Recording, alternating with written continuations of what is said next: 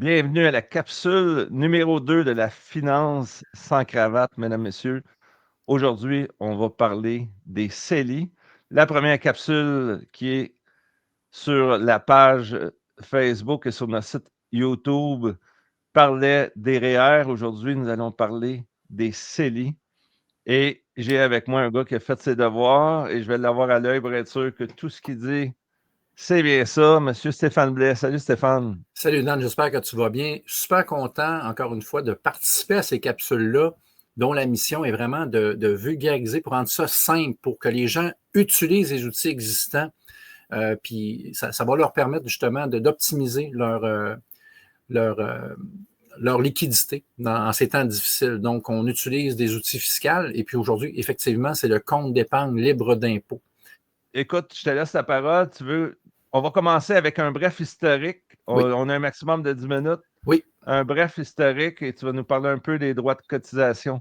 Donc, exactement. on t'écoute. On Excellent. commence C'est à parti. Alors, l'instant. le CELI, c'est le compte d'épargne libre d'impôt. Ça a été créé en 2009 par le gouvernement Harper. L'objectif, c'est vraiment de favoriser l'épargne et ça favorise surtout au départ, puisque ce n'est pas déductible, à l'exception du CELIAP qu'on va voir plus tard. On prend l'argent libre d'impôt et puis on peut l'investir dans un compte qu'on appelle le compte d'épargne libre d'impôt.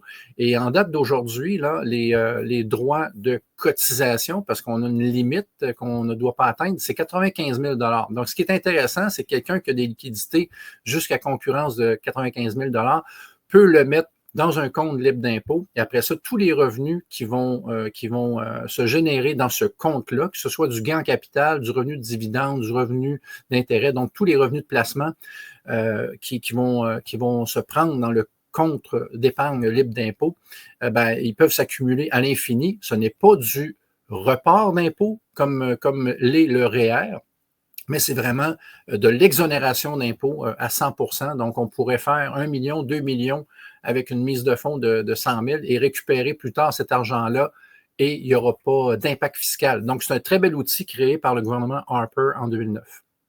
Contrairement au REER, si tu fais fortune avec une action, tu ne seras pas imposé plus tard. Tout Canadien qui a 18 ans commence à obtenir des droits à chaque année qui s'accumulent, même Exact. s'il ne sait pas. Et puis, tu vas nous parler des règles d'or. Donc, si quelqu'un commence à investir dans le CELI, il décide qu'il retire, qu'est-ce qui arrive avec ses droits de cotisation? Bon, si tu retires ton 10 000 tu ne dois pas le remettre dans l'année du retrait. Par exemple, on est en 2025, j'ai besoin de 10 000 je ne dois pas remettre 10 000 dans le CELI cette année. Je dois le mettre l'année prochaine pour ne pas nuire à mes droits de cotisation. Puis donc, Donc, si tu as mis 95 000, tu as fait un coup d'argent, oui, tu as mis 95 000, tu et ne peux pas puis retirer tu décides de 95 000 t'acheter. puis le remettre cette année dedans, là. Non, mais tu le retires pour t'acheter un chalet. Oui. Et l'année d'après, tes droits, c'est pas 95 000 plus 5 000, c'est 5 000 seulement, à moins que tu Ben, remettes l'argent. oui, l'année d'après, si tu remets l'argent, tu es correct, tu as encore ton 95 000 de capacité au niveau du CELI. Mais il ne faut pas que tu le remettes dans l'année pour éviter les pénalités. OK, maintenant, tu vas nous parler des différences avec le REER. Si on regarde le petit tableau à l'écran, section du bas, on va commencer les différences CELI-REER. Parfait.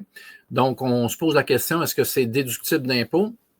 Un CELI, ce n'est pas déductible d'impôt. Si on le compare au REER, oui, le REER est déductible d'impôt. Ça veut dire qu'on peut déduire la cotisation quand c'est un REER, mais pour un CELI, on ne peut pas le faire. Donc, ça, c'est très important. Maintenant, au niveau de la croissance des placements, c'est si on a beaucoup de revenus de placement, de la plus-value des gains en capital qui s'accumulent dans le CELI, est-ce que ça va être imposable un jour? La réponse est non. Est-ce que ça va être imposable un jour dans le cadre du REER? La réponse est oui. C'est un report d'impôt de REER, alors que le CELI, c'est une exonération d'impôt.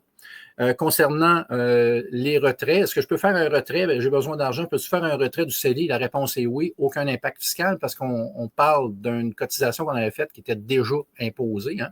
Donc, on peut retirer l'argent libre d'impôt. Pour ce qui est du REER, c'est imposable puisque le retrait constitue un revenu. Et puis, ce qui est intéressant, tu en parles souvent au niveau des prestations. Est-ce que je peux utiliser le CELI justement pour aller chercher plus de prestations, donc des allocations familiales ou tout ce qui est prestations là, qui aident les gens à faible revenu à tenir le coup? Là? Ben, au niveau du CELI, non, on ne peut pas aller chercher plus d'avantages au niveau des programmes sociaux. Et au niveau des REER, ben oui, la réponse est oui, on peut baisser le revenu net et aller chercher des avantages. En fait, ce que tu dis, c'est, exemple, quelqu'un qui serait éligible au supplément de revenu garanti, il peut Mhm. avoir ses CELI bien pleins, puis le gouvernement ne gossera pas avec ça. En tout cas, en date d'aujourd'hui. Exactement. Mais par contre, si tu Et veux optimiser son impôt et puis aller chercher des revenus supplémentaires qui sont des programmes sociaux, ben, avec le CELI, tu peux pas. C'est pas déductible. Ça baisse pas ton revenu net, mais tu peux le faire avec le REER. Ça, on va en parler de toute façon dans une autre capsule. tu peux faire des gros rendements, des rendements d'intérêt, des rendements du gain en capital, etc. Ça ne rentre pas dans ton impôt. Puis le gouvernement, il ne vient pas couper tes allocations familiales si tu as des enfants. Il ne coupe Exact. pas ton supplément, etc. Les programmes sociaux, les crédits solidarité, crédits TPS, tous ces programmes-là qui sont fonction des revenus, ils sont aucunement affectés en date de ce jour. Exactement. Donc, encore une fois, à l'intérieur d'un REER ou d'un CELI, tant aussi longtemps que le rendement reste à l'intérieur, il n'y a aucun problème. Donc, peux-tu résumer notre point 9, les points clés pour l'auditoire, un genre de Oui, synthèse? je Je vais faire t'écoute. la lecture. Donc, en 2025, tout adulte canadien peut avoir jusqu'à 95 000 de droits accumulés.